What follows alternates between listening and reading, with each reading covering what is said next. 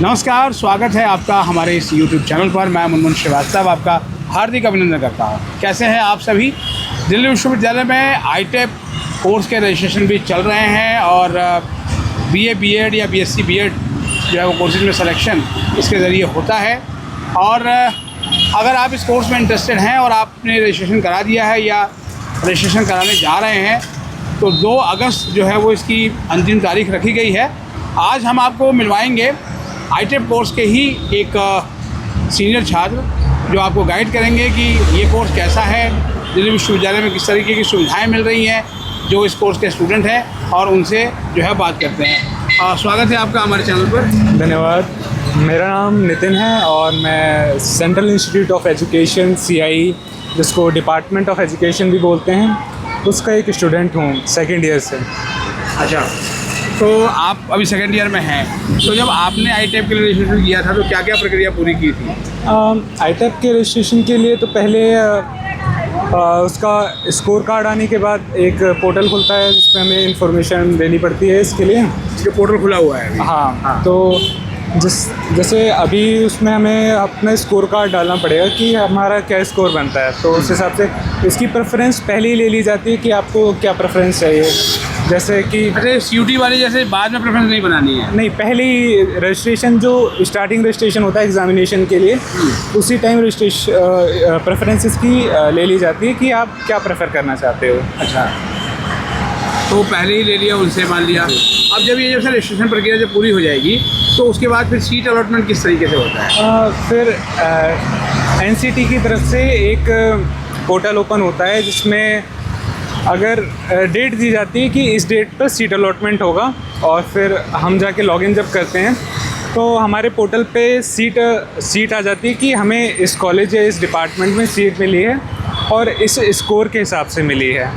तो कुल 3-4 चरण होते हैं, जैसे किसी को पहले चरण में मिल गई, किसी को दूसरे चरण में, किसी को तीसरे में, और कई बार ऐसा भी होता है कि स्पॉट राउंड से भी बच्चे एडमिशन पाते हैं। अच्छा, मतलब इसमें स्पॉट राउंड भी होता देखा गया है? हाँ, क्योंकि कई बार ऐसा होता है कि कुछ बच्चे जो एडमिशन लेते हैं तो कुछ कारणों की वजह से वो सीट छोड़ देते हैं या फिर उन्हें और कहीं अपग्रेड कर लेते हैं तो सीट खाली रह जाती है। तो उस वजह से स्पॉट राउंड में वो चीज़ों को। अच्छा, आपका कौन से राउंड में हुआ था? मेरा भी स्पॉट राउंड में ही हुआ था। अच्छा। क्योंकि जिस तरह से इस कोर्स की डिमांड बढ़ती जा रही, तो नंबर ऑफ़ स्टूडेंट जो हैं एग्ज़ामिनेशन में बैठने वाले वो हर साल दर साल बढ़ते जा रहे हैं। तो एक तरह से ये भी है कि अगर तैयारी थोड़ी चूक रह जाती है तो बहुत मुश्किल हो जाता है सीट पाना। अच्छा, फ़ीस कितनी है इसकी?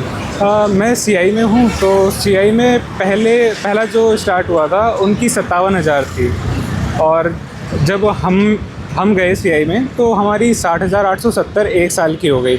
अभी दूसरे साल की बताई नहीं गई कि कम होगी या फिर उतनी ही रहेगी।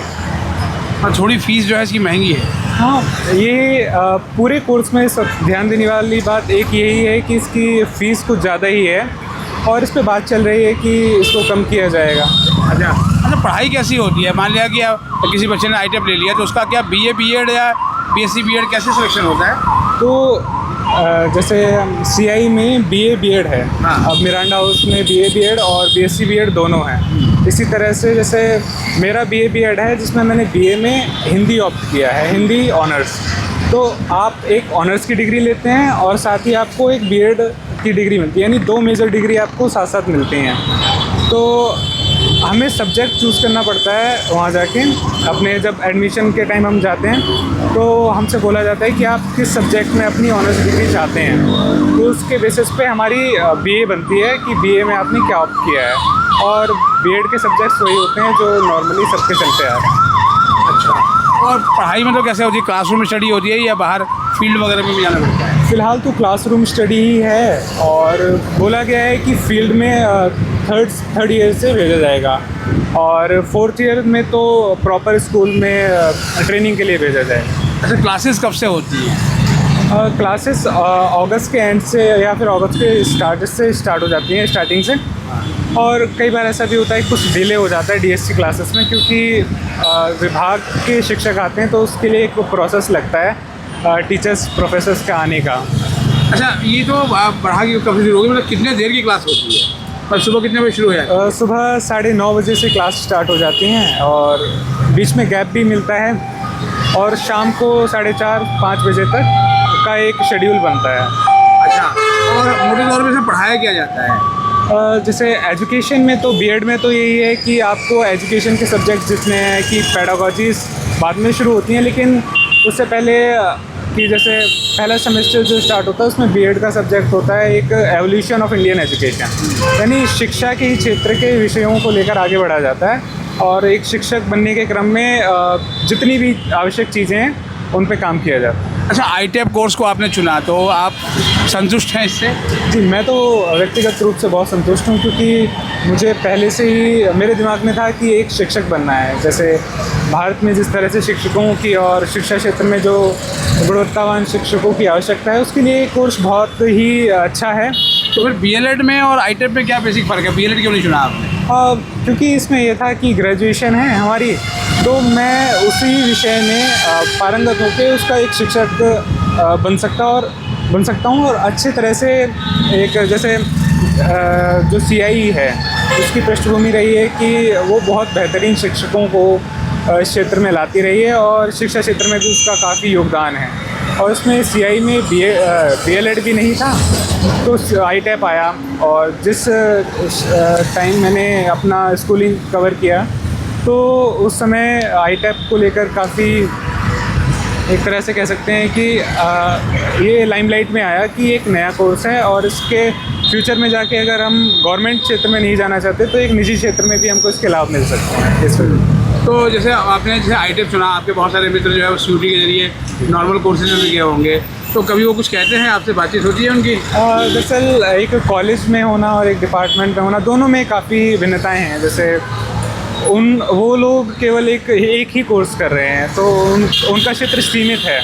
तो जब मैं किसी नाटक, जैसे हमें नाटक भी करवाए जाते हैं जिससे हम और भी सीख सकें, चीज़ों को अनुभव पे उतार के उसको लागू कर सकें, तो वो कहते हैं कि ये तो काफ़ी बेहतरीन तरीका है चीज़ों को सीखने का। जैसे पहले सेमेस्टर में हमसे नाटक करवाया गया था गुरु शिष्य परंपरा पे, जो हमारे BEd सब्जेक्ट का एक टॉपिक था। तो गुरु शिष्य परंपरा को जब हमने मंचित किया तो हमारे वो अनुभव पे उतरा। तो जब इसको अदर नॉर्मल कोर्सेज वाले देखते हैं तो वो कहते हैं कि ये इसकी आवश्यकता अदर जो कॉलेजेस हैं उनमें भी होनी चाहिए। अच्छा, जनरली जो है UI कैटेगरी में कितने कट ऑफ पे CIE मिल जाता है इधर? दरअसल ये है कि अगर आपके 500 के करीब हैं, 500 पार या 500 550 नंबर हैं, तो UR में आप नॉर्थ कैंपस में आ सकते हैं, और कैटेगरी वाइज वो थोड़ा कम होता जाता है लेटर ऑन जो है। हाँ। अच्छा, और ये जो है बहुत से आपके साथी हैं जो ITEP में आने के बाद छोड़ के भी गए, या सारे जो आए वो बिल्कुल कंटिन्यू किए हुए हैं? सारी नहीं, कुछ जो थे जिनको रुचि नहीं थी या किसी दबाव की वजह से आए थे, तो उन लोगों ने अपने दूसरे रास्ते चुने, क्यों, ताकि वो अपनी रुचि के अनुसार चीज़ों को कर सकें, और बाकी अधिकांश बच्चे जो हैं वो उन्हीं सीटों पर बने हुए। अच्छा, आपको लगता है कि इंडस्ट्री में BLED के मुकाबले ITEP की पहचान ज़्यादा होगी? और हाँ, BLED इसको कहना एकदम सही है, क्योंकि जिस तीव्रता से इसको लेने वाले बच्चे की संख्या बढ़ रही है, और एग्जामिनेशन में भी देखें तो इस साल करीबन 58,000 से कुछ ज़्यादा बच्चे इस एग्ज़ाम में बैठे। तो जैसे BLED है, तो BLED में कई सारी समस्याएं देखने को मिल रही हैं लोगों के, जिन्होंने कर लिया, और प्लेसमेंट को लेकर। और जैसे गवर्नमेंट ने कहा है कि इसको 2030 तक हम कंपलसरी कर देंगे, तो इसकी लोकप्रियता उसके मुताबिक काफ़ी बढ़ गई है। और तो मुझे ये लगता है कि अच्छा भी कोर्स है, क्योंकि एक मोटिवेशन के साथ बच्चे आ रहे हैं। अच्छा, अभी जो रजिस्ट्रेशन कर रहे हैं, जाहिर बात है कि 3 दिन बचे हुए हैं, तो उनको क्या सलाह देंगे आप, मतलब जो ड्यू का रजिस्ट्रेशन पड़ा हुआ है? मैं उनको यही सलाह दूंगा कि आप अपनी रुचि के अनुसार चीज़ों को चुनें, किसी के दबाव में या फिर किसी लाभ की इच्छा से नहीं आए, क्योंकि भारत के शिक्षा क्षेत्र को भी गुणवत्तावान शिक्षकों की आवश्यकता है और रही भी है। अगर आप किसी दबाव के साथ आएंगे इस कोर्स में, तो जाहिर सी बात है कि आप उस तरह से उन चीज़ों को नहीं ले पाएंगे जिस तरह से ये कोर्स चाहता है कि एक जो विद्यार्थी आ रहा है वो अच्छा शिक्षक बन के निकले समाज में। अगर आपकी रुचि ही उसमें विकसित नहीं हो पा रही है तो आपको बहुत सारी दिक्कतें होने वाली हैं। तो आपने सुना जो है वो ITEP के अपने सीनियर को और आप इनके भावी जूनियर हो सकते हैं। तो अगर अभी तक आपने रजिस्ट्रेशन नहीं किया है तो आप रजिस्ट्रेशन कर दें और उसके बाद इंतज़ार करें जो है वो कट ऑफ का, कि आपको जो है वो दिल्ली विश्वविद्यालय में एडमिशन मिले और ख़ास तौर पर सेंट्रल इंस्टीट्यूट ऑफ एजुकेशन में मिले, जैसा कि CIE में पढ़ने की तमन्ना हर स्टूडेंट की होती है। और हम आपको ऑल द बेस्ट कह सकते हैं, तो आप चूकिएगा नहीं और इनकी सलाह को ध्यान में रखते हुए जो है वो दिल्ली विश्वविद्यालय आपका इंतज़ार करेगा। All the best. नमस्कार।